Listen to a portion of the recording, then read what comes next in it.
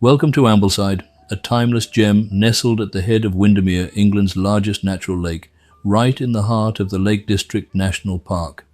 To truly understand this remarkable place, we must look beyond its charming grey slate buildings and busy outdoor shops to uncover a rich, multi-layered story that spans nearly 2,000 years. This landscape, shaped by the elements, farming, tourism, and the arts, has earned its place as part of the English Lake District UNESCO World Heritage Site. The very ground you walk on carries the echoes of Roman soldiers, Norse settlers, medieval monks, and the legendary artists of the Romantic movement. It is a place where history and nature are seamlessly woven together, creating an atmosphere that has inspired writers, explorers, and visitors for generations. Our journey back in time begins on the southern edge of the town at Waterhead, where the lake narrows into the fertile Rothay Valley.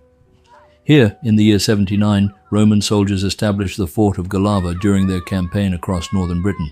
Built as a strategic crossroads to guard key transport routes linking the coast, the Pennines, and the distant northern frontier, this crucial military garrison once housed a sizable force of around 500 soldiers. Today, you can wander through the quiet, grass-covered stone outlines of their granaries, barracks, and commanders' quarters, imagining the daily routines of military life in the 1st and 2nd centuries. Archaeological excavations have uncovered a wealth of history here, with Roman pottery, ancient tools, and domestic items discovered on the site. These treasures are now beautifully preserved and displayed at the nearby Armitt Museum, allowing us to connect with the very real lives of the people who guarded this frontier long ago. Following the departure of the Romans, the valley welcomed new waves of settlers who left an enduring mark on the landscape. Around the 9th century, Norse farmers arrived in the region, clearing the woodland and establishing farming homesteads. We know this because of the town's name itself, which derives from the Old Norse words Ambleside, meaning river, sandbank, and summer pasture. By the medieval period, Ambleside had evolved into a bustling center of farming and trade, eventually placed under the control of the barony of Kendal. These lands were later passed to the monks of Furness Abbey, who established essential trade routes that traversed the high, rocky mountain passes. The town's commercial importance was officially secured in 1650 when it was granted a market charter, followed by a toll charter during the reign of King James II. Pack-horse trains laden with wool, cloth, and local produce became a common sight along the old trails, and Smithy Brow was the very place where blacksmiths worked to reshoe the hardy pack ponies after their long, grueling journeys across the fells. The coming of the turnpike roads in 1770 gradually replaced the slow pack-horse trains with horse-drawn stagecoaches, which regularly travelled between Kendal and Keswick via Ambleside. However, the most dramatic transformation occurred in 1847 with the arrival of the railway branch line in nearby Windermere. This new connection brought trains from the main Lancaster to Carlisle route right to the eastern shore of the lake. What had been a quiet rural parish was suddenly transformed into a major gateway for travellers. Victorian visitors arrived by train and boarded diesel-propelled lake steamers to journey up Windermere to Waterhead. Drawn by the theories of the Romantic movement and a deep desire to experience unspoiled natural beauty, these tourists flooded the area, prompting the rapid growth of Ambleside's hotels, guest houses, and specialist shops to meet the sudden demand shaping the town's present-day layout. As we explore the heart of Ambleside, we encounter its most famous and beloved landmark, the Bridge House. Built more than 300 years ago over the rushing waters of Stock Gill, this miniature stone structure is widely considered one of the most photographed buildings in the entire Lake District. Originally constructed by the Braithwaite family of Ambleside Hall to serve as a summer house and an apple store for their nearby orchards, this tiny building has worn an astonishing variety of hats over the centuries. It has served as a counting house for the mills of Gill, a tea room, a weaving shop, a cobbler's workshop, and a chairmaker's space. By the early 20th century, the building had fallen into poor condition. In 1926, local residents came together to raise funds to purchase and save the decaying structure, passing its care to the National Trust. Today, you can step inside its 2 tiny, sparsely furnished rooms and marvel at how such a small space could hold so much history. Just a short walk behind the town's busy shops and cafes lies another natural wonder, Stock Gill Falls. This spectacular 70-foot waterfall tumbles down a narrow wooded gorge surrounded by ancient trees and carpets of wildflowers. A gentle, family-friendly loop walk of just over 1 mile leads you from the town centre straight into this magical woodland. As you follow the path, the sound of rushing water builds gradually until you reach the wooden viewing platforms where you can safely stand and watch the torrent cascade over the dark rocks. Visitors can walk up one side of the stream, cross the small wooden bridge above the falls, and return down the opposite path to create a short circular loop. This powerful stream was not always just a place of beauty, however. In the 18th and 19th centuries, the fast-flowing waters of Stock Gill drove around a dozen mills in the town below, powering the production of textiles, paper, and wooden bobbins, proving that nature and industry have always been deeply intertwined in Ambleside's history. Returning to the town centre, our eyes are drawn to the striking stone spire of St. Mary's Church. Designed by the famous architect George Gilbert Scott and completed in the 1850s, its spire is an unusual and elegant feature in the traditional landscape of Westmoreland. Inside the church, a magnificent mural depicts the historic rush-bearing ceremony, a local tradition celebrated on the first Saturday of July.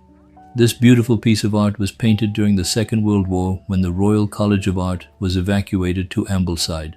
For those who wish to delve even deeper into the town's cultural heart, the Armitt Museum, Gallery, and Library is an indispensable stop. Founded in 1912 in memory of the brilliant Armitt sisters, this unique independent library houses over 11,000 books detailing the social and natural history of the Fells. Here you can view original Roman artifacts, Beatrix Potter's exquisite scientific watercolors of fungi, and works connected to the revolutionary modernist artist Kurt Schwitters, who spent his final years in the town. Ambleside has long been a sanctuary for independent minds and creative souls. The legendary poet William Wordsworth lived just a short distance away, working as the distributor of stamps for Westmoreland in Ambleside before becoming poet laureate. His daily wanderings took him across Nab Scar along the historic Coffin Route, an ancient track connecting Ambleside to Grasmere. This scenic path rises and falls gently through the meadows of Rydal Park and past Wordsworth's former homes at Rydal Mountain Dove Cottage. It earned its sombre name because it was used to carry coffins to the consecrated ground of St. Oswald's churchyard in Grasmere.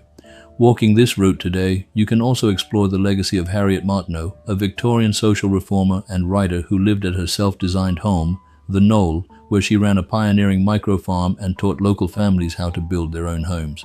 However, this idyllic landscape faces serious modern challenges. The delicate ecosystem of Windermere is currently under threat from excessive phosphorus levels, largely driven by discharges from the Ambleside wastewater treatment works on the River Rothay. This nutrient pollution fuels toxic blue-green algal blooms that suffocate the lake, posing a severe danger to wildlife, pets, and swimmers. Local campaigners with the Save Windermere movement have documented catastrophic declines in native species, including a 64% reduction in invertebrates in the River Rothay and a dramatic crash in sea trout populations. Activists are pointing to successful international examples, such as Lake Annecy in France, which was transformed into Europe's cleanest lake by channeling sewage away from the water catchment.